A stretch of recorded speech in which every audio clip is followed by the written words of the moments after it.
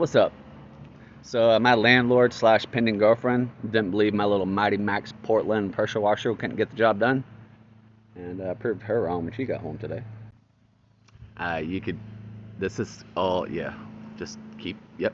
Just keep watching. Oh yeah. Oh yeah. Should have done before. That's that over there. Oh yeah. I started cleaning the sidewalk. Terrible. I mean, I should have took it before. Son of a. Whatever. It's a good day here at Jared's house and pressure washing house. Peace. We are back to show what my little pressure washer does. Clean the brick, clean the gutters, clean the soffit.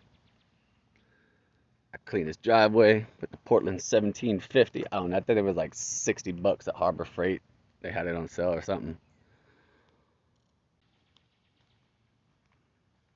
So that's what my little Portland guy does, right?